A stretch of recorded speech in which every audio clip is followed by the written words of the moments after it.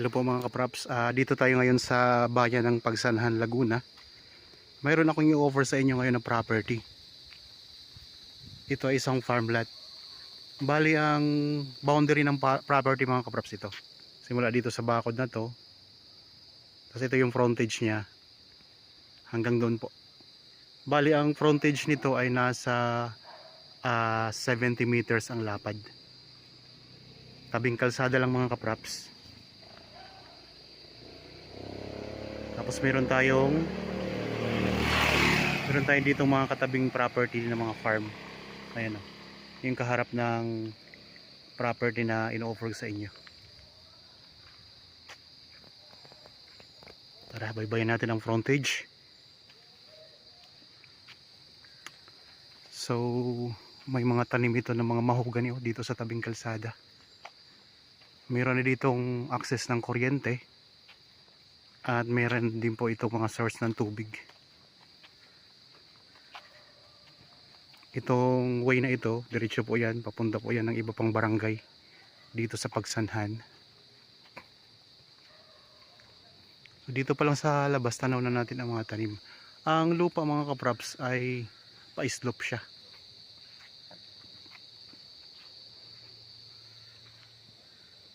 Mga ilang percent ang slope nito? Sel, mga ilang percent ang slope?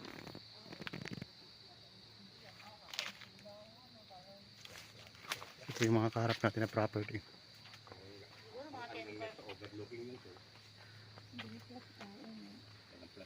Tara, pasok po tayo. Kahit ngayon ka yung diplop eh.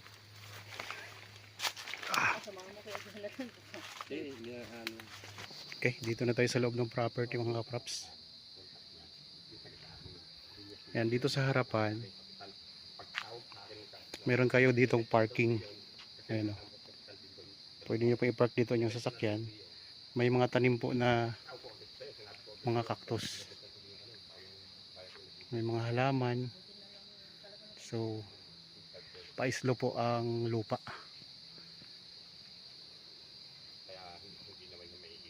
Tapos dito sa part na ito mga kapraps.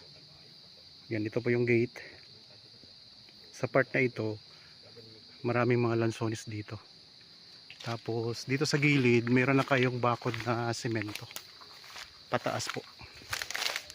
Ang paakyat po yan, sementadong bakod na yan, diretso na po doon sa taas. Kaya dito sa part na ito, hindi na kayo magpapabakod. Bakod kasi yan na kabilang property, pero nasasakop na po kayo yan mga kapraps.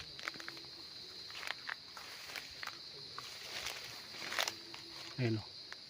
I-zoom ko lang. Yan ang bakod niya pataas. Pader po yan ang sementado. Daming niyog oh. Yan, may income na kayo dito mga kapraps. Income generating property. Di lang tayo makadiretso doon kasi masukal. Ayun, may dumadaan na sasakyan. Yan, medyo masukal na kasi dito. Di tayo makapunta doon sa diretso. Pero kanina pinuntahan naman natin yan. Galing tayo dyan kanina. Doon sa kalsada po. Dyan po ang pinanggalingan natin. Yan ang kaharap yung property. Meron kayong mountain views pa na matatanaw. Ayun. Okay. Puntahan natin yung sa kabilang side naman po tayo.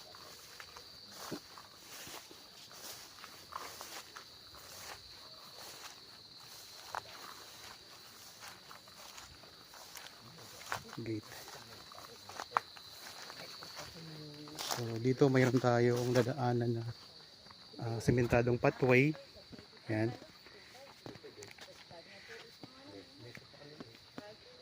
So dito napakalinis ng lupa mga kapraps. Bagong tabas lang. Yan, may mga mahogany. Mga mahogany na tanim sa gilid. Yan, mayroon tayong hagdanan papunta doon sa rest house.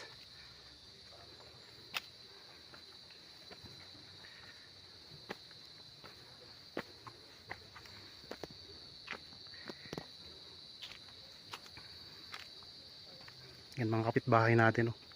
Bagong gawa lang yung rest house nila dyan.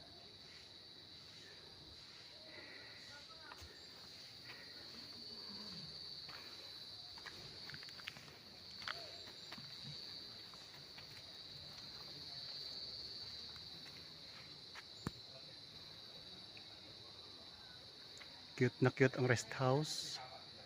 Ang daming bunga ng rambutan.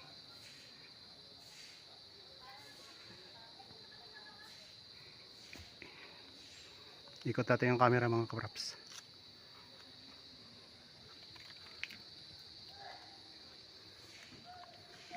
Yan, isulap ang lupa niya.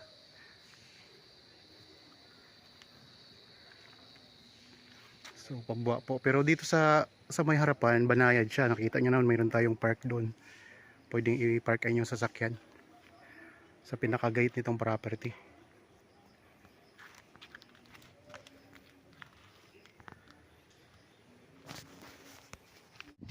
Tapos meron kayong handle dito. Ito. Yan handle. Lagyan ng kapitbahay nyo.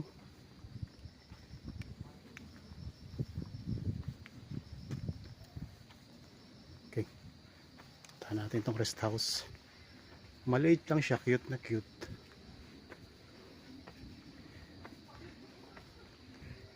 Meron kayo ditong terrace na maliit. May lababo.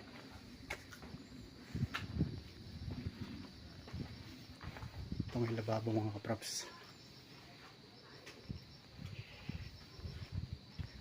Tapos ang boundary nito mga kapraps dyan lang. Yung may pathway na yan. Yung boundary niya. Puntahan natin.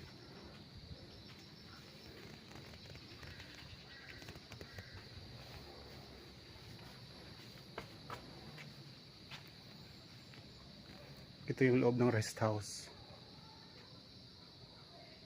Maliit lang po ito.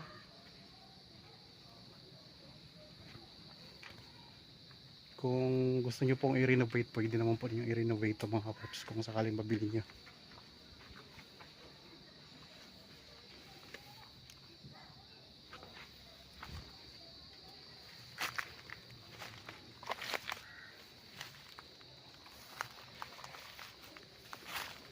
Ito yung pinaka-boundary ng property. So ito po kasi right of way na ng property doon sa taas. May mga property pa kasi dyan sa taas. Bali may right of way sila. Hanggang dito lang po ang boundary nito mga kapraps.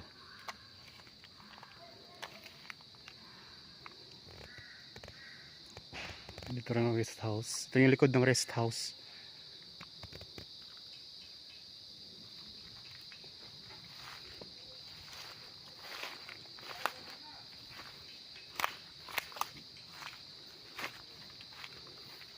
Ito yung pinakakalsada. Ayan. May mga natitira pa namang bunga ang rambutan.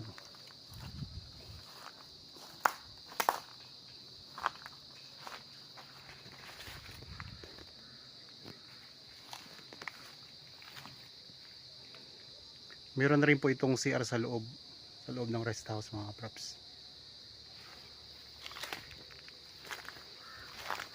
Ang korte ng lupa ay ano siya, square. So yun nga lang po ang lupa mga kaprops ay slope siya. Yan ay ang slope niya pag ganun.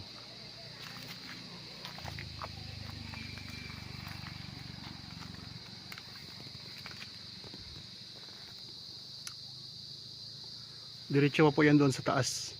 Pataas pa po yan mga kaprops.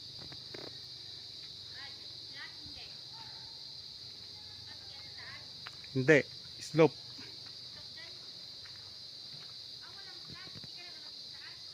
Hindi, wala namang daanan pataas.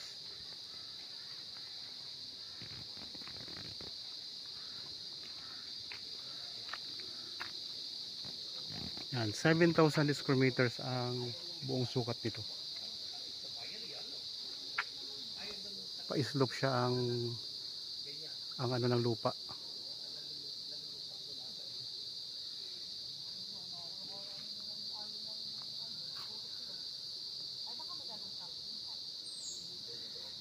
Tapos may mga mahogany po sa harapan ng property.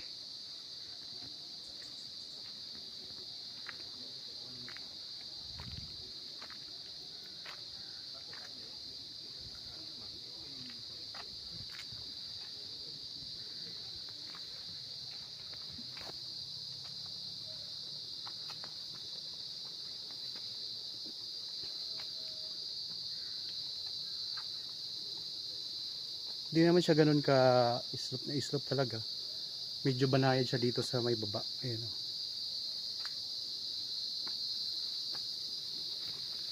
Dito lang ang medyo pa slope na slope oh. Dito ang part mga kapraps.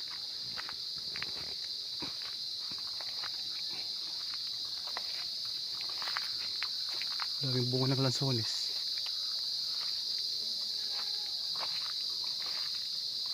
Ito. Ang bunga ng lansones mga kapraps.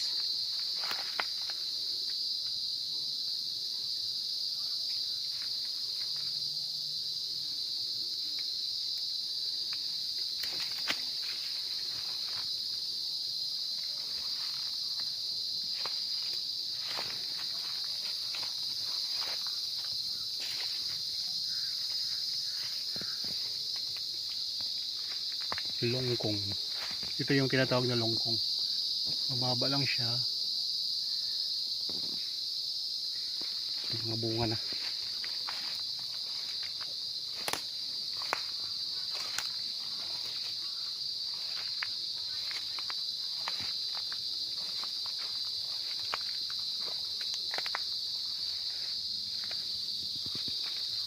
May mga property pa kasi dyan sa taas. Ito yung pinaka boundary itong kawayan na to. Boundary po yan ng property. So 12 minutes travel time po papunta sa town proper ng Pagsanhan. Ang mga tanim, mga puno ng niyog, mga lansones, mga rambutan.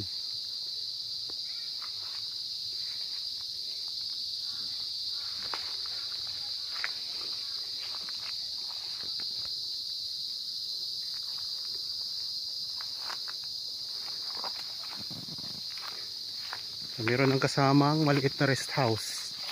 Ayan mga kapraps. Tapos marami na rin kayo dito mga kapitbahay na may mga farm din. Meron ng access ng kuryente at saka tubig.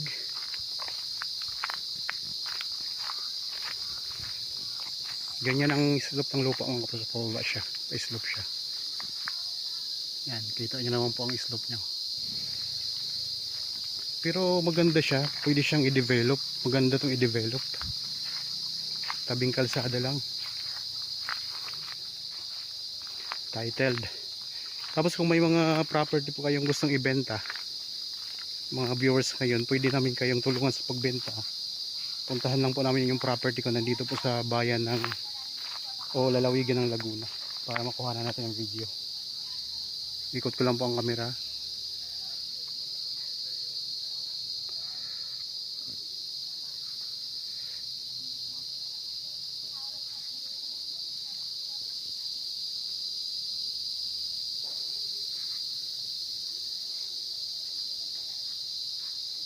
Ulitin ko lang mga kapraps, ang lupa ay pa-slope siya. Pero dito po sa part na to, banayad ang slope niya. Doon lang po, dito lang po banda ang medyo pa-slope talaga siya. Oh. Pero dito pagdating sa may baba, yan, banayad na siya hanggang doon sa kalsada. May bakod na po sa harap na barbed wire. Maraming tanim na prutas mga kapraps. Okay, sana po ay nagustuhan niyo ang property na ino-offer ko sa inyo ngayon. Para po sa mga bago pa lang sa akin channel at napadaan lang po dito sa akin channel, huwag niyo pong kalimutang mag-subscribe at pindutin na rin po ang notification bell para maging updated kayo sa mga bagong property na i-offer namin. Maraming salamat po, lagi tayong mag-iingat at God bless po sa ating lahat mga kapraps.